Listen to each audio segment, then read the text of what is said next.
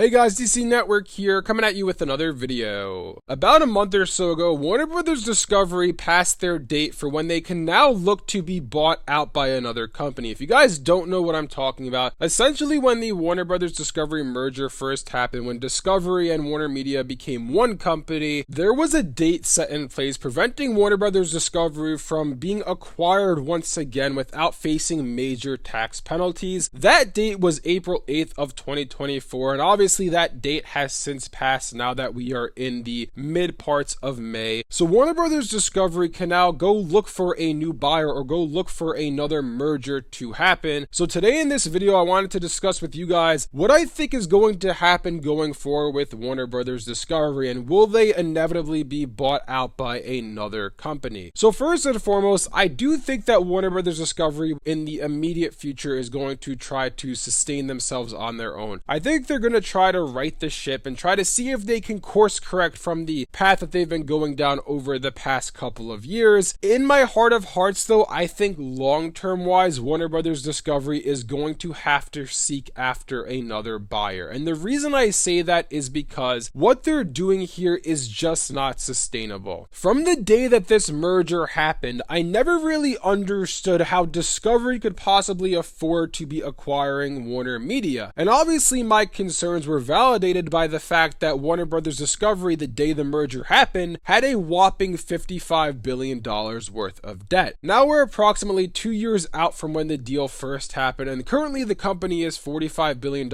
in debt, so they've recouped a whopping $10 billion, but they are still $45 billion in debt. And I just don't see long term how you could possibly get out of that debt without having someone come to bail you out. We had the rumors at the end of last year that Paramount and Warner Bros. Discovery were discussing a potential merger. That's something that had a lot of smoke around it at that time, but if I'm being completely honest with you guys, I think that's as far as we're going to get with a Paramount Warner Bros. Discovery merger. And the reason I say that is twofold. Number one, about a week or so ago, Paramount got a brand new CEO, so who's to say that they're going to want to pick up those discussions again and put themselves at a whopping $60 billion worth of debt? And that is because Warner Bros. Discovery, as I said before, has $45 billion in debt. Paramount has almost $15 billion worth of debt. So would the new CEO really want to make their financial situation all the worse instead of trying to make it better? I don't really think so. So that begs the question, will Warner Bros. Discovery seek after another buyer? And when the merger first happened a few years back, there were rumors circulating that once that date passes in 2024, Comcast was going to seek out Warner Bros. Discovery and try to acquire the company. That's something that was being widely reported throughout the industry, like I said, a few years back, but now that that date has passed, there's really been no discussion as for any sort of merger or acquisition regarding Warner Bros. Discovery. David Zaslav has been on the record saying that he wants Warner Bros. Discovery to be a sustainable company on their own, and the goal is not to be sold once again. The goal is for them to be sustainable on their own merit. And if I'm being completely honest with you guys, I don't really believe that statement, just because, as I said before, I don't see a feasible way for them to get out of their debt without someone coming to bail them out. Like I said before, they were $55 billion in debt when this merger first happened. About 2 years have passed and they've recouped $10 billion.